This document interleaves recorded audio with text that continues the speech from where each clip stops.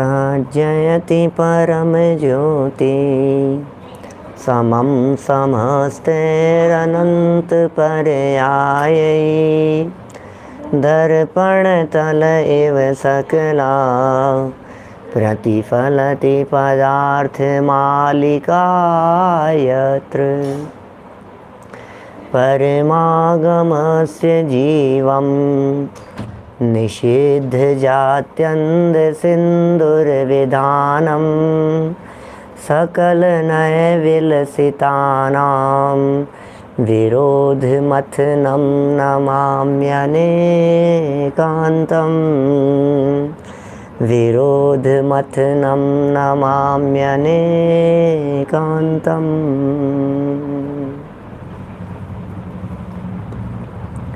मोक्ष मार्ग प्रकाशक ग्रंथ के रचयिता टीकाकार टोडरमल जी हैं यहाँ। पुरुषार्थ सिद्धि उपाय इस ग्रंथ की व्याख्या उन्हीं महापुरुषों के माध्यम से, महापुरुष के माध्यम से लिखी गई है। अमृत चंद्राचार्य अध्यात्म शास्त्र के धुरंधर आचार्य टोडरमल जी तर्क, न्याय और युक्तियों से बात को सिद्ध करने वाले महान समर्थ विद्वान, और दोनों के सुमेल से पूर्ण हुई यह चर्चा। यद्यपि टोडरमल जी पूर्ण नहीं कर पाए, लेकिन जितना भी वर्णन किया बहुत सुंदर गहराई लिए हुए वर्णन है। यहाँ हमारे जीवन में चलने वाले व्यर्थ के पापों की हम चर्चा कर रहे थे, उन पापों की निवृत्ति के बारे में सोच रहे थे। अपने जीवन को निर्मल बनाने के लिए, अपने जीवन को परिष्कृत करने के लिए, हमारी लाइफ की day to day routine life में होने वाली कमियों को दूर करने के लिए, पाप को रिड्यूस करने के लिए ये सारा प्रकरण है। धर्म नहीं है लेकिन महत्वपूर्ण प्रकरण है। पेज नंबर 160 पर कल 142 नंबर के श्लोक की चर्चा हम कर रहे थे, बीच में छूट गई थी। अनर्थ दंड, व्यर्थ का पाप, खामखा का अपराध, ऐसी गलती जो गलती बिना ही मतलब की है। सज़ा मिल रही है और सज़ा मिलती है तो रोता है तो विचार आता है ऐसे क्या पाप किए। और जब जनवाणी माँ की शरण में जाकर के पूछता है, माँ ऐसे क्या पाप किए, तो माँ ये कहती है कि बेटा तुझे बचपन में कही थी कि ऐसा मत कर और तूने नहीं माना, अब देख हम क्या बताएं। होता है ऐसा प्रैक्टिकल। बच्चे मानते नहीं हैं, अपन कहते रहते हैं, उपदेश देते रहते हैं, आदेश देते रहते हैं, सुनते नहीं हैं। फिर किसी दिन एक दिन आते हैं रोते हुए, फिर हम क्या कहते हैं, देखो तुमने मानी नहीं थी ना, अब हम क्या करें बताओ। जनवाणी माँ ये कह रही है, जब हम रो रहे हैं, जब हमारे रोने का प्रसंग बनता है, जब हमारे पाप के भुगतने का प्रसंग बनता है, तो तुरंत पलट करके जनवाणी माँ हमारे को कह देती है, भैया हमने कही थी तुम्हें, बेटा हमने तुम्हें कही थी, अब रोते क्यों हो। हमने कही थी अब ध्यान मत करो, हमने कही थी पापोपदेश मत दो, हमने कही थी प्रमादचर्या मत करो, हमने कही थी हिंसक वस्तुओं का दान मत करो, हमने कही थी दुष्श्रुति गलत बातों को मत सुनो और सुनाओ। ये बातें हमने कही थी, तुमने नहीं मानी तो फल तो भुगतना पड़ेगा। कर्म किसी के सगे नहीं होते हैं। ये तो बहुत प्रसिद्ध कथन है। देखिए आप पेज नंबर 160 पर पापोपदेश की जो चर्चा की थी, उसमें यही कहा, भैया उपदेश मत दो। तुम्हें क्या मिलेगा, क्यों उपदेश दे रहे हो, क्यों बतला रहे हो, क्यों रहे हो आपको क्या मिल जाएगा। दूसरा व्यक्ति कमा भी लेगा तो तुम्हें क्या मिल जाएगा, उसके नुकसान हो जाएगा तो तुम्हें ओलंबा और देगा। ओलंबा समझते हो आप, ज़बरदस्ती खरी खोटी सुना देना, बिना ही मतलब सुना देना, बिना ही मतलब कम से कम कहो तो सही कि तुम्हारी वजह से हो गया, तुमने फंसा दिया, तुम्हारी वजह से उलझ गया, ऐसा हो जाता है।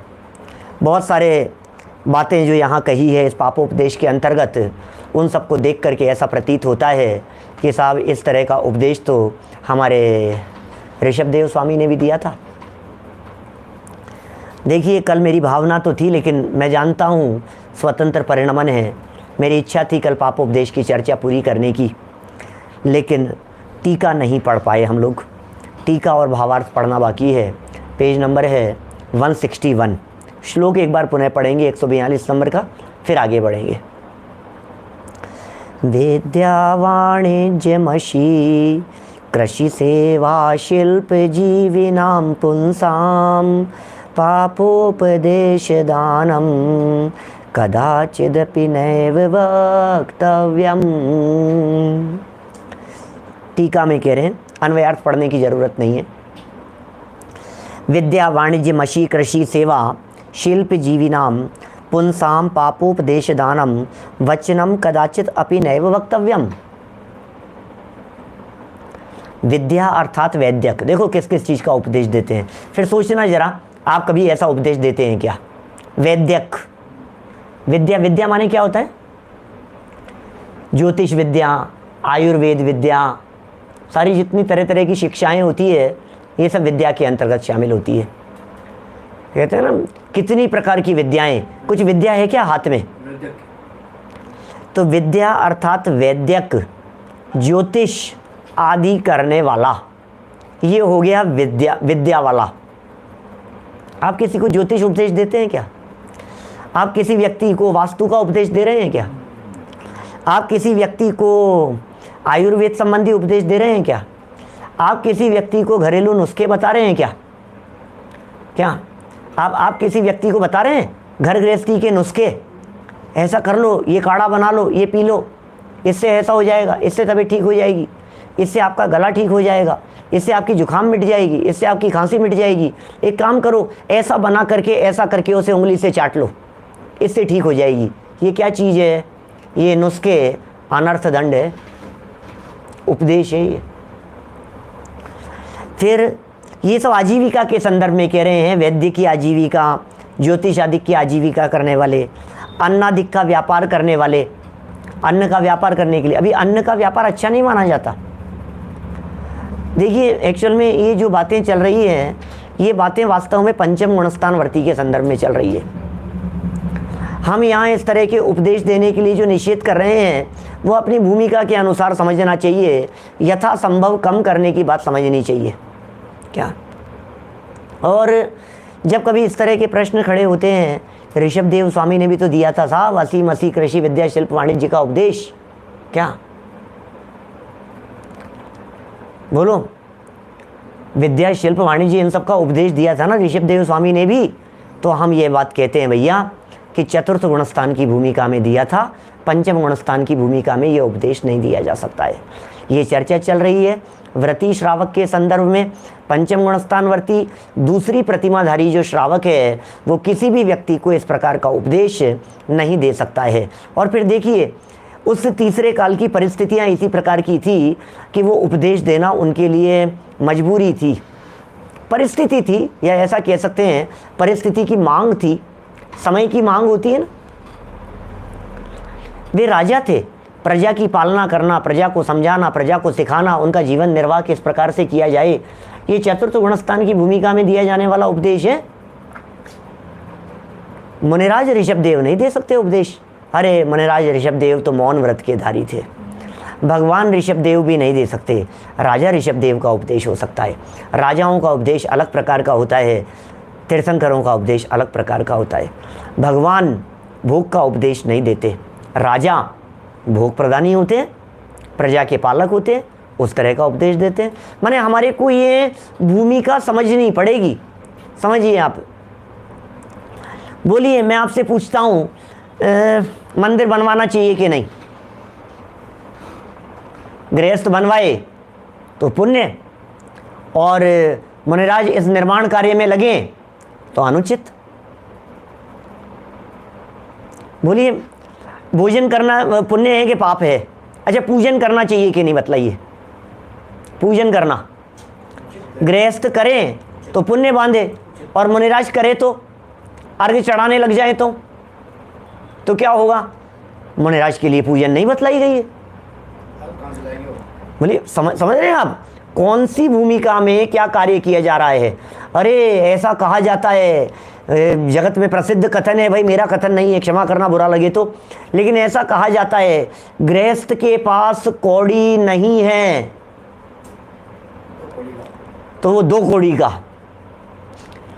और साधु सन्यासी तपस्वी होकर के कौड़ी रखे तो वो 2 कौड़ी का, मेरा वचन नहीं है।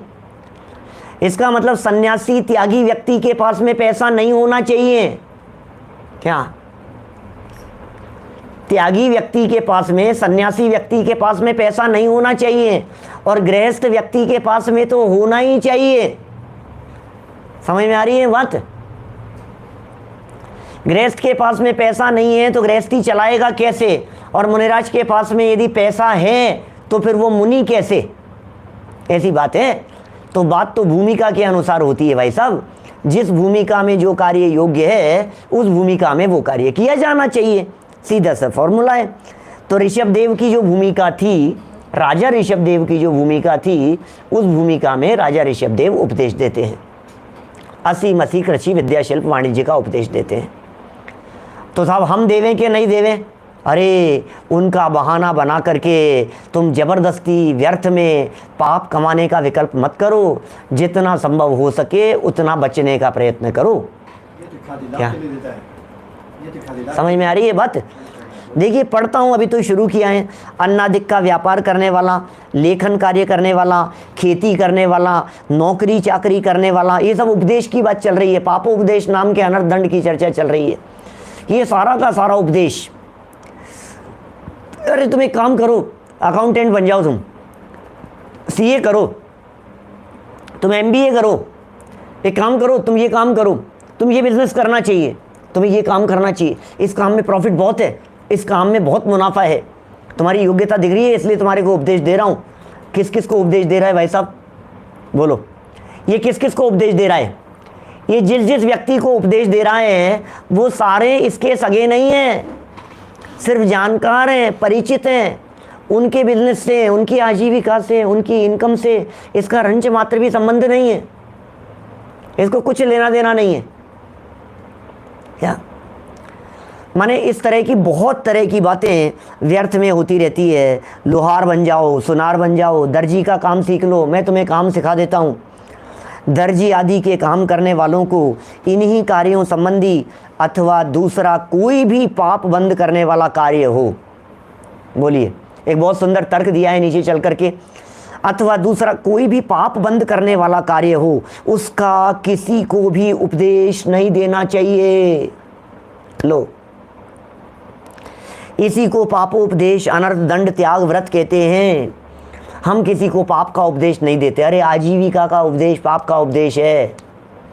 हिंसा, झूठ, चोरी, कुशील, परिग्रह, परिग्रह के अंतर्गत आ गया वो। किसी व्यक्ति को मकान बनाने का उपदेश नहीं दे सकते हैं हम। क्या मकान बनाने का उपदेश पापोपदेश है? शादी विवाह आदि के उपदेश पापोपदेश हैं। पंचम गुणस्थानवर्ती ब्रह्मचर्य प्रतिमाधारी श्रावक, क्या वो शादी के संबंध में उपदेश नहीं देगा, उससे पहले तक कह सकता है वो। समझ में आ रही है बात?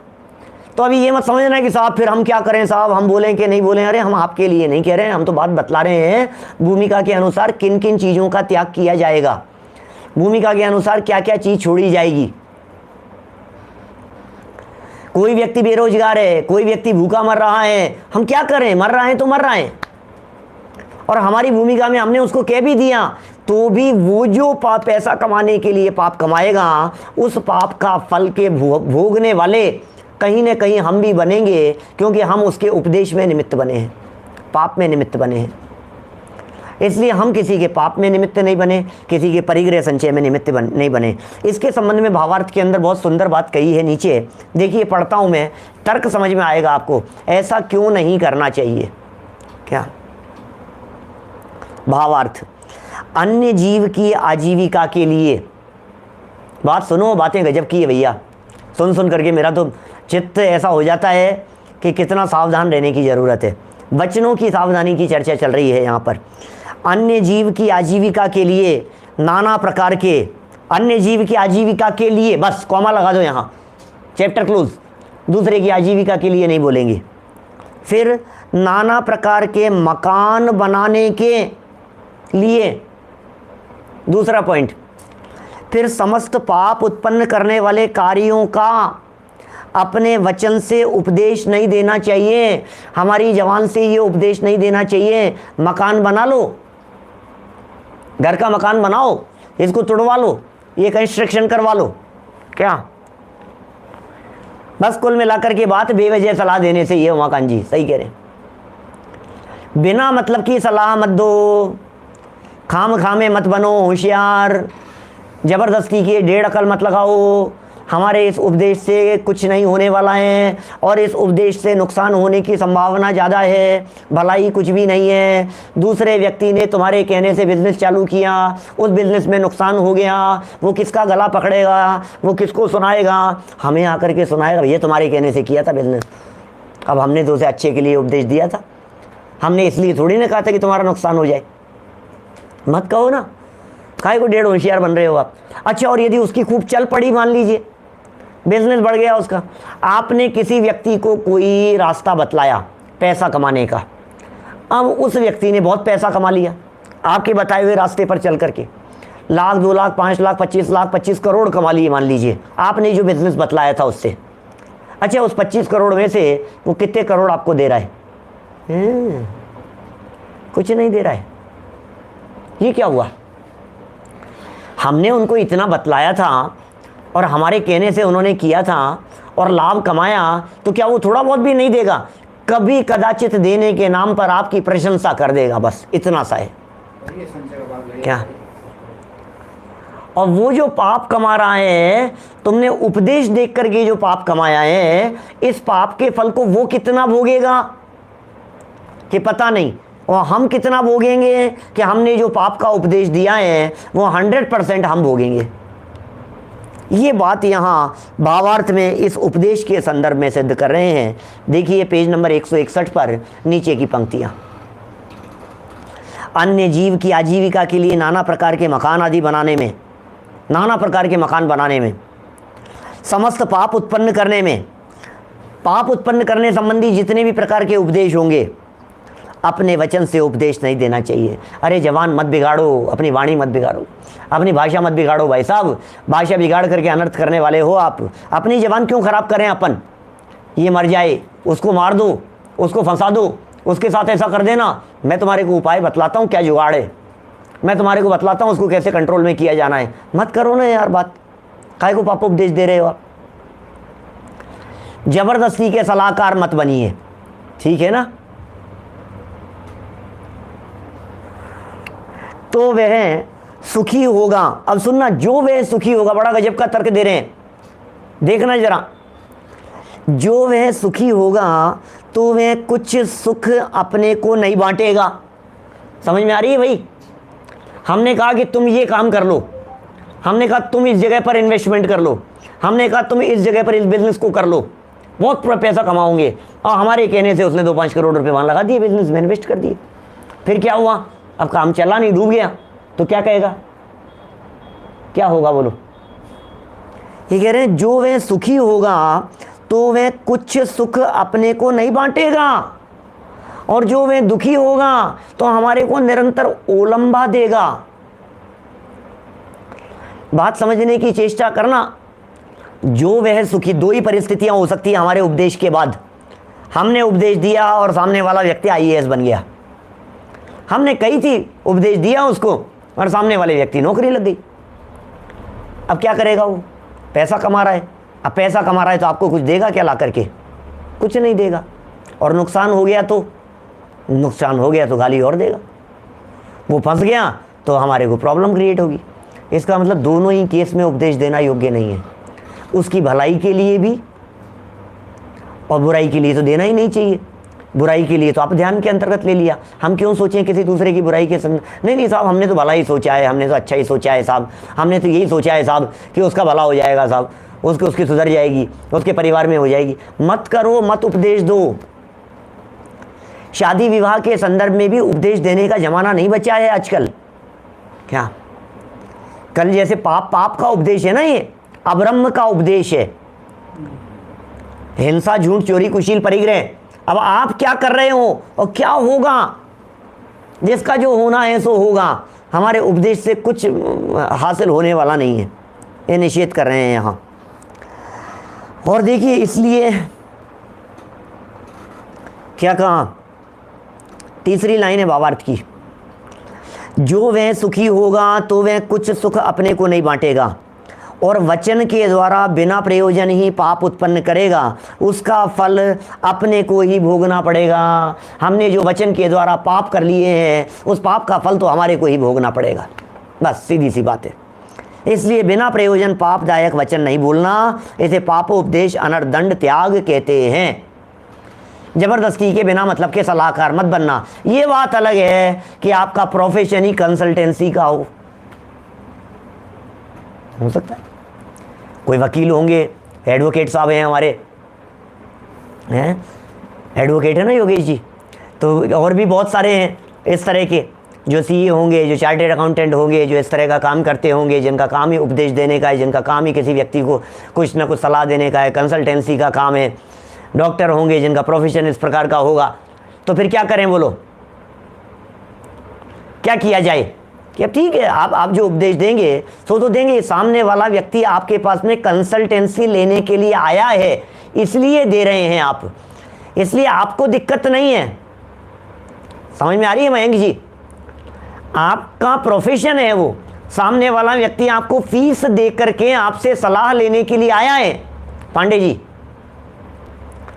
वो आपसे सलाह मांगने के लिए आया है। डॉक्टर साहब, वो आपसे सलाह मशवरा करने के लिए आया है कि इस प्रॉब्लम में मुझे क्या करना चाहिए, इस परिस्थिति में, स्वास्थ्य की इस स्थिति में क्या करना चाहिए, तो आप उसे सलाह देंगे। चार्टेड अकाउंटेंट है आप, सीए हैं आप, और कोई व्यक्ति कहीं उलझ गया है और आपसे सलाह लेने के लिए आया है, तो आप उसे सलाह देंगे। यहां तो अनर्थ की बात चल रही है, व्यर्थ की सलाह से नुकसान हुआ है आपको। क्या कह रहे हैं बोलो? व्यर्थ की सलाह से नुकसान कई लोगों के जीवन में हुआ होगा, आपके समझ में आ जाएगी। बोलो, ये तो अनर्थ की बात कर रहे हैं ना।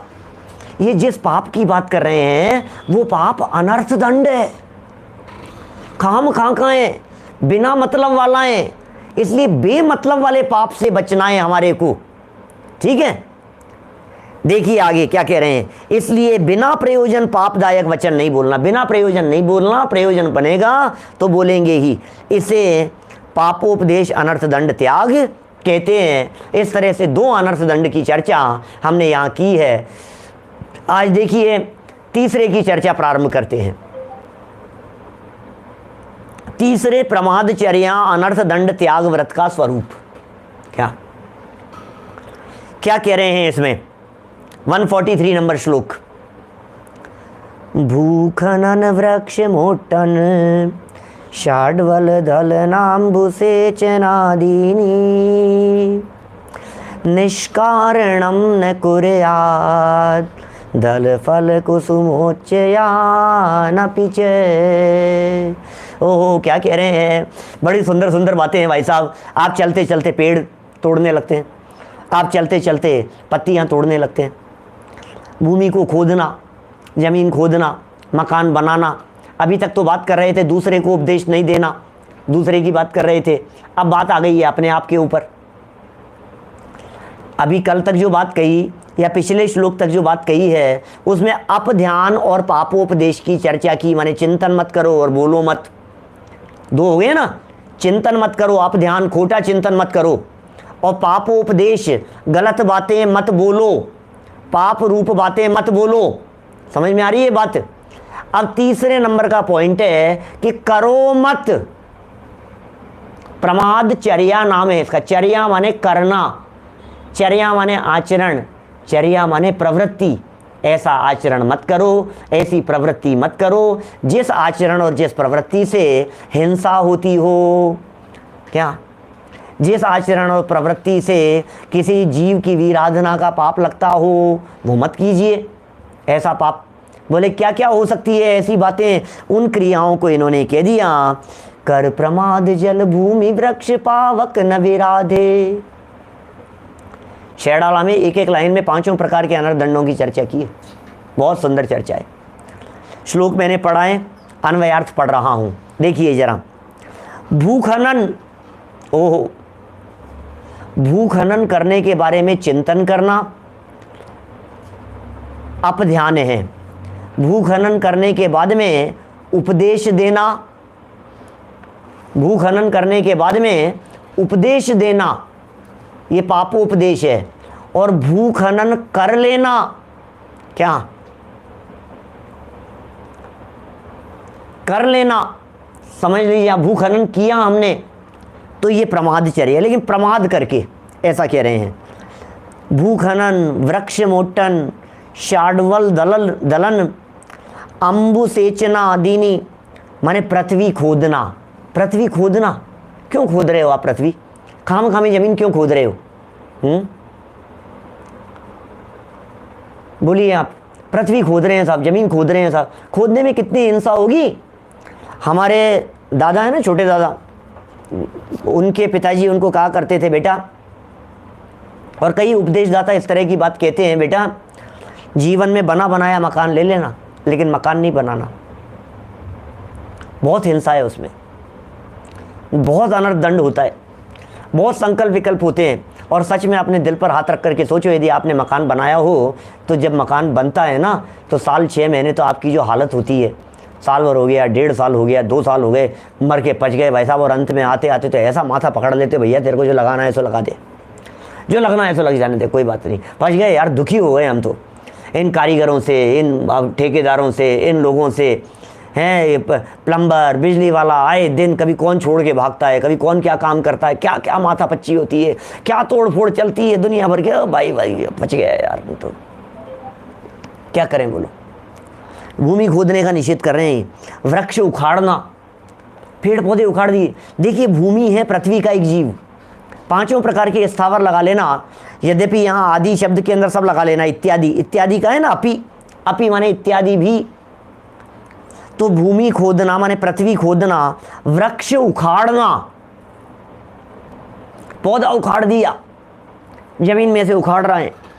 अतिशय घास वाली भूमि रौंदना, जमीन रोंदता है, घास वाली जमीन के ऊपर घास उखाड़ देता है, चलते फिरते हुए पत्ते तोड़ने लगता है, घास के पत्ते तोड़ने लगता है, घास के ऊपर बैठता है। हिंसा महाहिंसा है, बैठना भी उचित नहीं है। देखिए, अब गृहस्थ दशा है, आपके त्याग नहीं है, आप पंचम गुण स्थानवर्ती नहीं है, आप यदि कदाचित घास के ऊपर कदम रख देवें, क्या, तो इतनी सावधानी तो रखिए कि यदि आपको 2 ऑप्शन मिल रहे हैं, एक घास पर चलने वाला और एक बिना घास पर चलने वाला, तो आप 2 में से कौन सा रास्ता चुनेंगे, ये आपके विवेक पर निर्भर करता है। क्या बोलिए। आप कहेंगे साहब किसान का क्या करेंगे? किसान तो खेती करता है ना, पंचम गुणस्थानवर्ती व्रती श्रावक खेती नहीं करेगा, वो तो खेती का उपदेश भी नहीं देगा। पंचम गुणस्थानवर्ती तो, चतुर्थ गुणस्थानवर्ती तक खेती करने का निषेध नहीं है हमारे यहाँ। चतुर्थ गुणस्थानवर्ती तक खेती की जा सकती है, सम्यक दृष्टि तक खेती कर सकता है, खेती का उपदेश भी दे सकता है सम्यक दृष्टि। हम कह रहे हैं निषेध नहीं है। आप जब प्रतिमाधारी हो जाएं, आप जब प्रतिमाधारी श्रावक हो जाएं, व्रती श्रावक हो जाएं, तो बात है। हम तो भूमिका अनुसार बचने की बात कह रहे हैं। हमारे यदि सुनने वाले श्रोताओं में से यदि कुछ लोग किसान ही हैं, जिनकी आजीविका ही खेती बाड़ी है, तो भी कोशिश ये करें जितना संभव हो सके कम से कम, जिससे अपना काम चल जाता हो, या जो जितना ज़रूरी हो, ज़्यादा बढ़ाने की नहीं सोचें, ज़्यादा फैलाने की नहीं सोचें, ऐसा विचार करें। और तो क्या हो सकता है, यही कह सकते हैं हम। बाकी तो हमारे ऋषभदेव स्वामी ने भी तो उपदेश दिया था खेती करने का, और चौथे गुणस्थान की भूमिका में उपदेश दिया था। लेकिन मैं आपको बतला रहा हूं, एक तरफ तो वो कि साहब चौथे गुणस्थान वर्ती भी खेती का उपदेश दे सकते हैं। इस बात को सुनकर मैं यदि घर में पेड़ कटवा रहा हूं तो कौन सा गलत काम कर रहा हूं, मैं यदि पौधे लगा करके उनके फूल तोड़ रहा हूं तो क्या गलत काम कर रहा हूं, ये स्वच्छंदता अंगीकार करने योग्य नहीं है। समझ में आ रही है बात? स्वच्छंदता नहीं लेना, ये स्वच्छंद हो जाता है व्यक्ति, और साहब वही कर सकते हैं साहब, और साहब वही करते हैं साहब। अरे उनकी भूमिका अलग है भाई साहब, उपदेश ऊंचा चढ़ने के लिए दिया जा सकता है, जाता है। जितना संभव हो सके उतना बचने का प्रयत्न करो। हम हमारे जीवन में कितने ही साधर्मियों को ऐसा जानते हैं जो साधर्मी जीव पहले गुणस्थान की भूमिका में होते हुए भी घास पर नहीं चलते, घास नहीं काटते, घास में होने वाली हिंसा, घास काटने से होने वाली हिंसा से निरंतर उनका दिल जलता है। एक घटना तो आपको ऐसी बतलाऊं, अमेरिका में हमारे अतुल भाई हैं, डलास टेक्सास में, अतुल भाई खारा, बहुत अच्छे स्वाध्यायी अभ्यासी व्यक्ति हैं।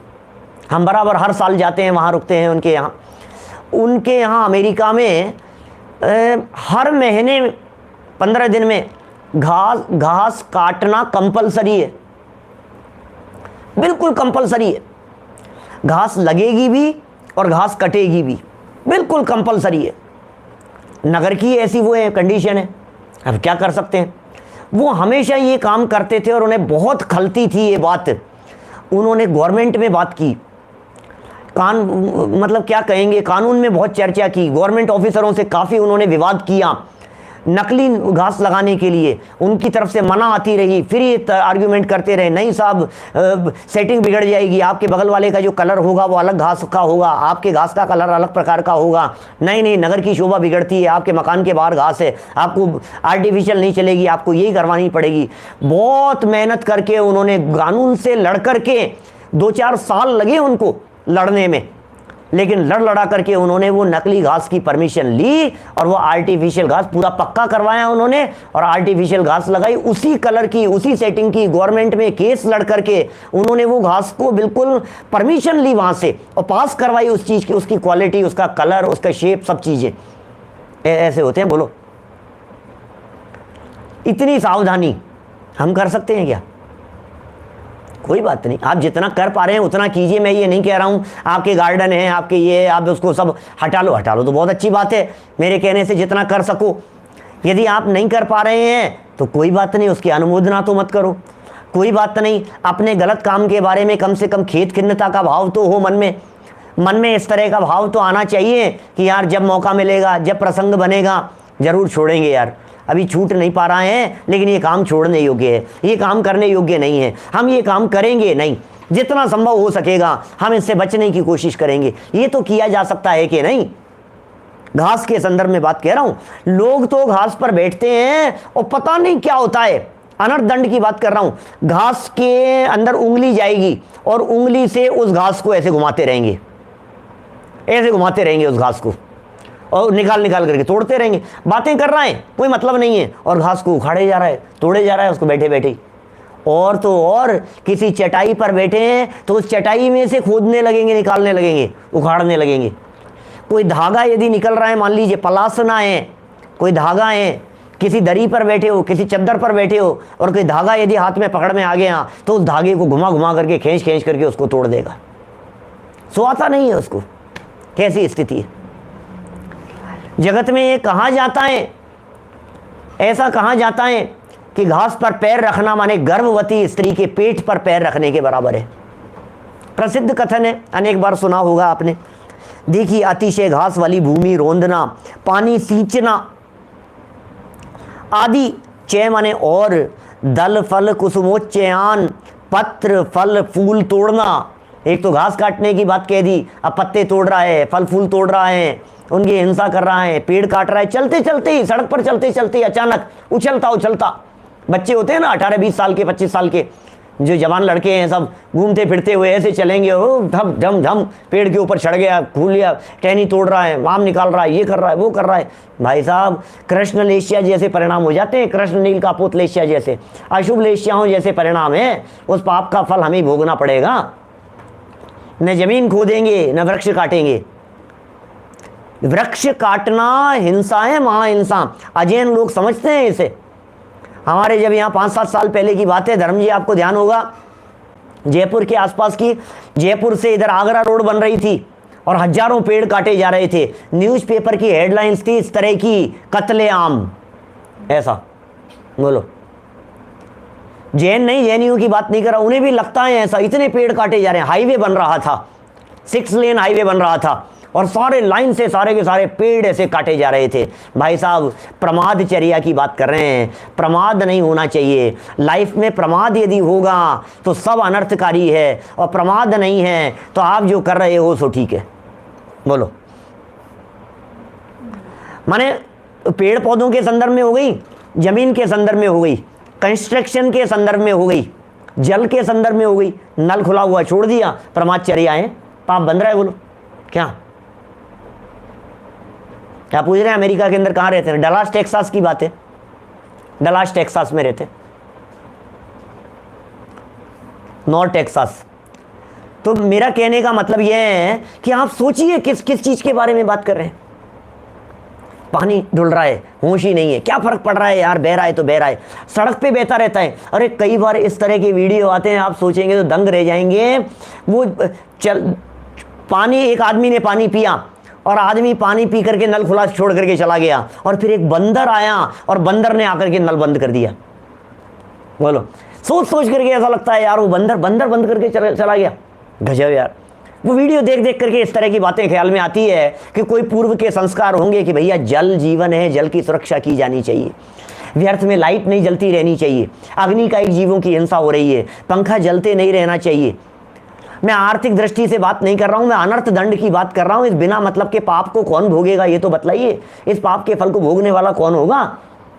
आप बहुत पैसे वाले हैं, आप बहुत संपन्न हैं, आप परवाह नहीं करते, आपको बिजली के बिल की परवाह नहीं है, कोई बात नहीं, 1000 का आ रहा है कि 5000 का कि 25000 का बिल आ रहा है कि 45000 का, क्या फ़र्क पड़ता है, हमें कोई फ़र्क नहीं पड़ता है। कोई बात नहीं, आप बहुत संपन्न है, अच्छी बात है, आपकी संपन्नता बहुत अच्छी चीज़ है, आप संपन्न रहिए। और कभी कभी कह दो ना किसी बच्चों को, तो ऐसी बातें आती है सामने, सुनिए अपने घर घर में इस तरह की कहानियाँ किस्से सुनते, अरे क्या फ़र्क पड़ गया यार, ये तो बहुत कंजूस। अरे कंजूस का सवाल नहीं है, सवाल करेंसी का नहीं है, सवाल पैसे का नहीं है, सवाल इनकम का नहीं है, सवाल बिल का नहीं है, सवाल ये है उसमें असंख्यात अग्नि का एक जीव है।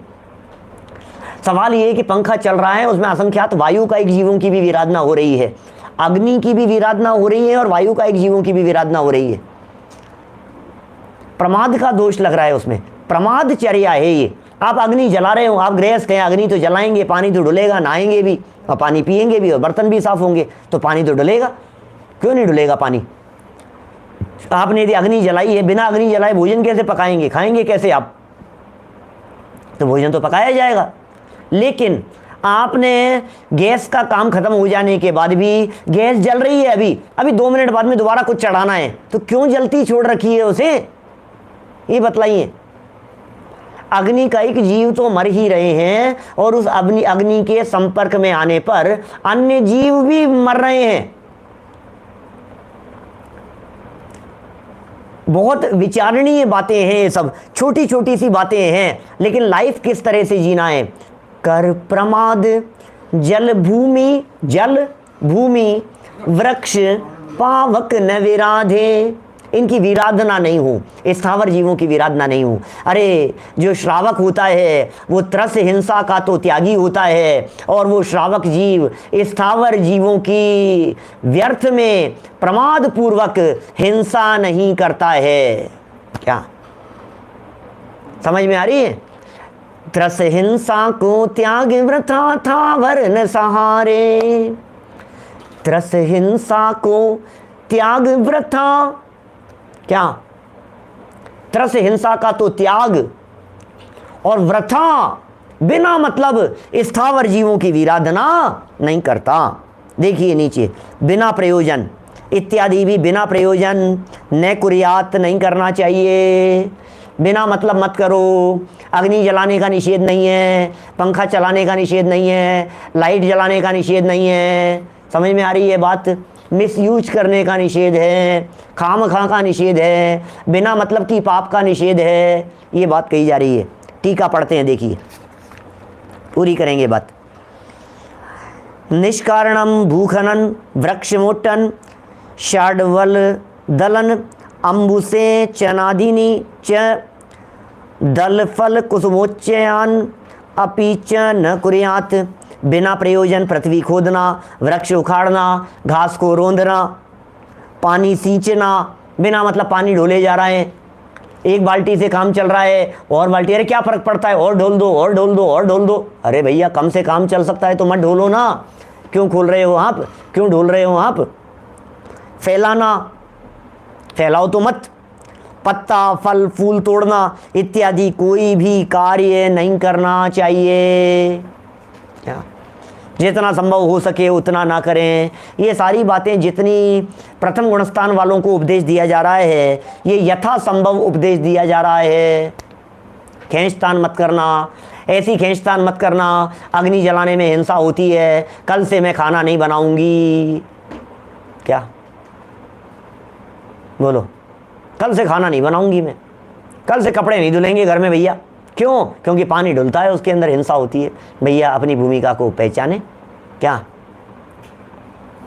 एसी में ज़्यादा हिंसा होती है, कूलर में भी बहुत हिंसा होती है, पंखे में उससे कम हिंसा होती है, और इसमें और कम हिंसा होती है। इसमें भी हिंसा तो होती है, समझ रहे हैं आप?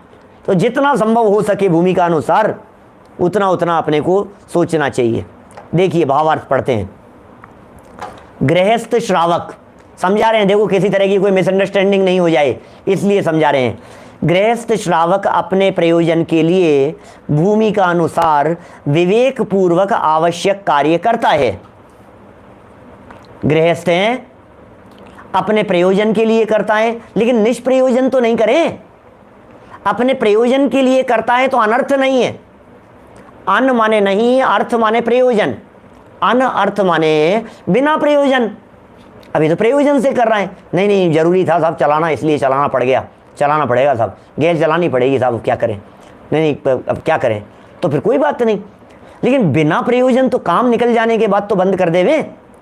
गृहस्थ श्रावक अपने प्रयोजन के लिए भूमिका अनुसार विवेक पूर्वक आवश्यक कार्य करता है। क्या?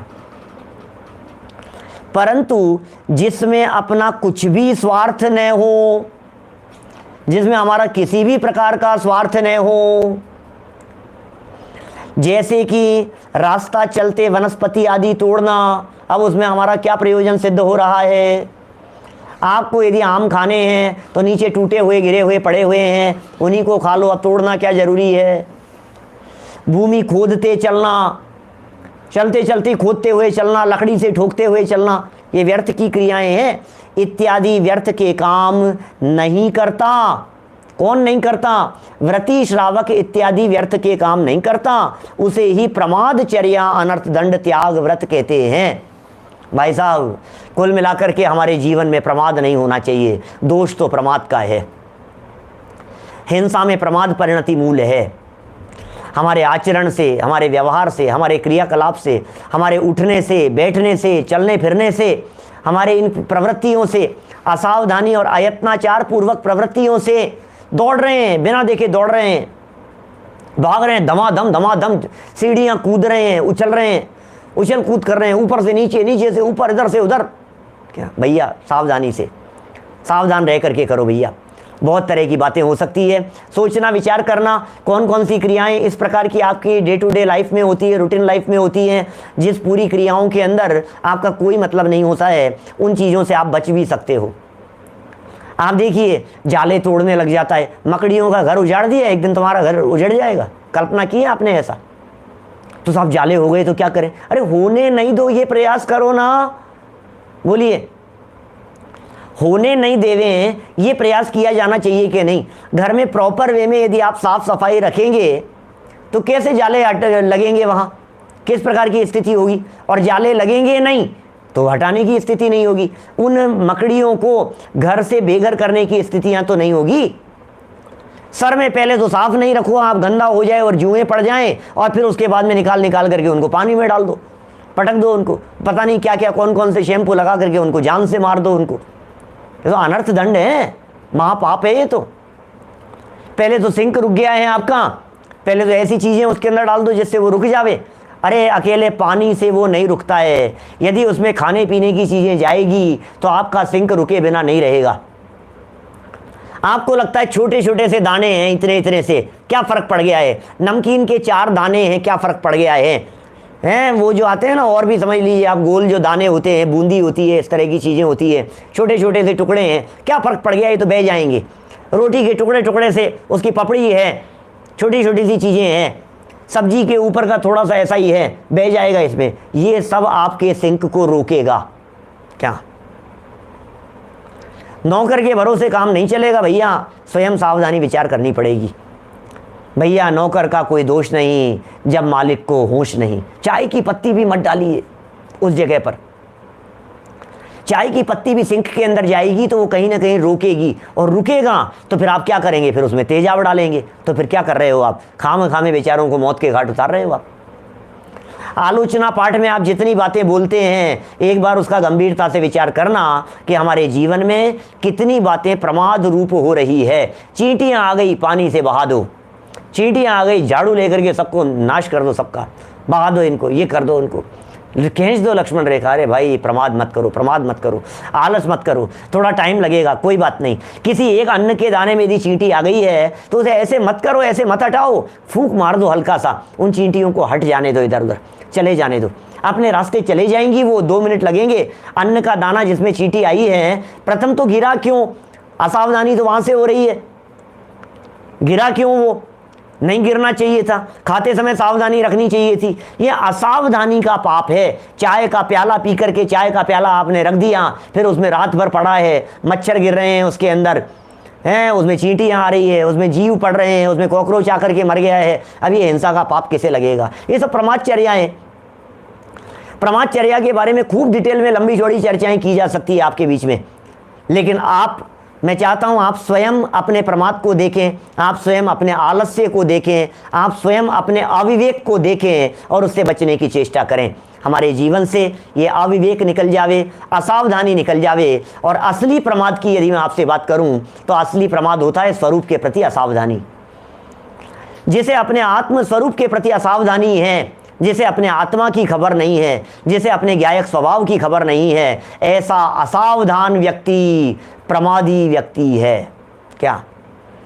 ऐसा असावधान प्रमादी व्यक्ति है। इसलिए उससे भी बचने का हम निरंतर प्रयत्न करें। इस तरह तीसरे अनर्थ दंड तक की चर्चा हमने आज यहाँ की है। कल एक विशेष प्रोग्राम है हमारे एक अरहम पाठशाला चलती है, उस पाठशाला के तरफ से एक विशेष आयोजन है। वही विशेष आयोजन, समय अपना सेम है, कक्षा अपनी एक जैसी चलेगी, सब्जेक्ट चेंज है, लेकिन 3 लोग की सामान्य चर्चा हम करने वाले हैं। कक्षा के विद्यार्थियों के लिए करेंगे, आरंभ पाठशाला के विद्यार्थियों के लिए करेंगे, वो चलेगा, उनके फेसबुक पर भी चलेगा, उनके उस पर भी चलेगा, जूम पर भी चलेगा और हमारे यहाँ पर भी चलेगा। सब्जेक्ट आपको चेंज मिलेगा, प्रोजेक्टर के माध्यम से लेंगे, स्लाइड्स के माध्यम से लेंगे।